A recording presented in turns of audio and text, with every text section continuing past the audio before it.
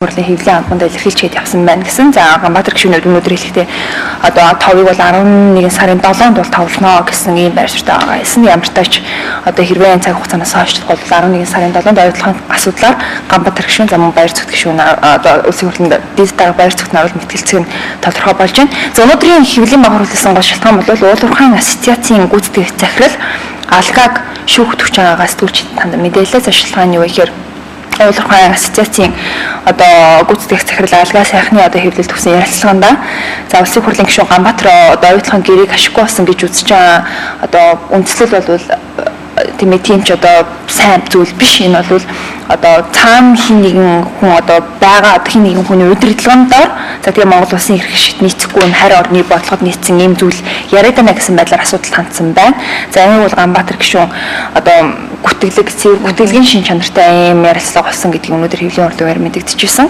За миний цаана хинч байхгүй. За би харь орны одоо бодлогын үүднээс оюутлахын гэрээ муу болсон гэж яриаггүй.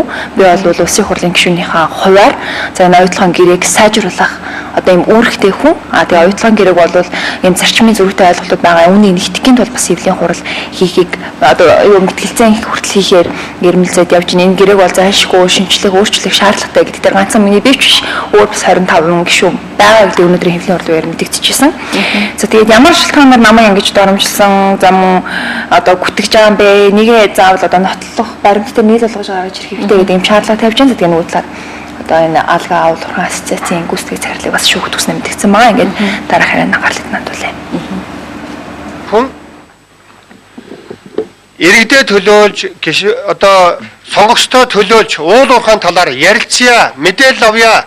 Энэ талаар нэгдсэн ойлголттой энэ ард тум байя гэдгийн төлөө маш хүчтэй гүтгэлэг тарааж ингэж мэдээлэл гаргалаа. Энэ дээр бол алгаа уулуурхайн мэдлэгээр намайг барахгүй гэдэг ийм мэдээллийг бүх их олон сонингуудаар сайтуудаар тавилаа. Тэгээ өнөөдрийн хэвлэлийн хурлын туйлын зорилго бол монголчууд бид хэн нэгэн гадны мөнгийг аваад хоорондоо муудалцаж, хоорондоо хагаралдаж, хоорондоо хэмлэлдмээргүй байна. Энэ үүднээс уулуурхайн ассоциац бол оюу толгоогоос асар их мөнгө авдаг байгууллага. Энэ алгаагийн ард бол оюу толгой байдаг.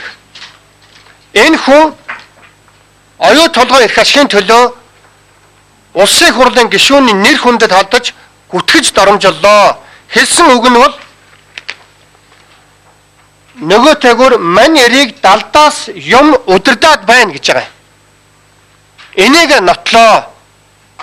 Ямар нэгэн улс орон юм уу эсвэл одоо дараагийн сонгуулаараа энэ гарах гад ингэж хийгээд байгаа мó ямар нэгэн байдлаар л энэ гүтгэн доромжилж намайг ямар нэгэн далдаас юм удирдах байна гэж байна. Ингэж Монголын ард иргэд сонгогчд намайг дэмжиж байгаа хүмүүсийг ингэж доромжилж болохгүй. Хамгийн аюултай нь монголчууд бид гадны мөнгөөр хоорондоо муудалцаж ингэж шуудаад хийсэн өхрийн ивэр шиг байж болохгүй гэдгээр энэ хүнийг өнөөдрөөс эхлээд би шүүхэд өгч байгаамаа. Энэ хэлсэн үгээ нотол. Хоошид монголчууд бид гадны томоохон уулуурхайн компани гэдэг юм уу гар хөл болж би энийг муулах ажиллагааг энүүгээр таслан зогсооё гэж энийг хийж байгаа. Өнөөдөр уулуурхайн зарим эрдэмтэд бол мэрэгжлээсээ урвж, мэрэгжлээ худалдаж, үр хүүхдийнхээ ирээдүйд цөв суулгаж ямар нэгэн уурхайн одоо томоохон энэ мөнгөтэй компаниудын гар хөл болж явж байгаа нь үнэн.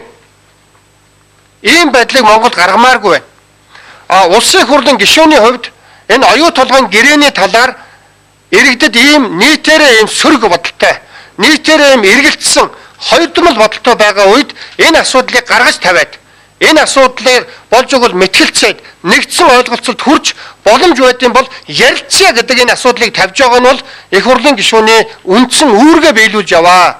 Энэ ажлыг мань хийхэд ингэж гүтгэл доромжилж болохгүй гэсэн ийм байр суурьтай байна. Өнөөдөр тэгээ та бүхэндээ энэ хэвлэлийн мэдээн дээр яагаад энэ хэвлэлийн хурлыг би хийлгэв? Яагаад энэ хүнийг би одоо шүүхэд өгж байгаа юм? Дээр нэмээд Рио Тинто тухайн улс орныг хооронд нь хагаралдуулж засгийн газрын улс төрчдийн ард иргэдийн өөдөөс турхирж дөрвөн улс оронд маш том одоо мөргөлдөөн гаргаж ирсэн энэ жишээнүүдийг би гаргаж тавилаа. Гишүүн байгууллага нь энэ энэ одоо энэ уул уурхай ассоциацийг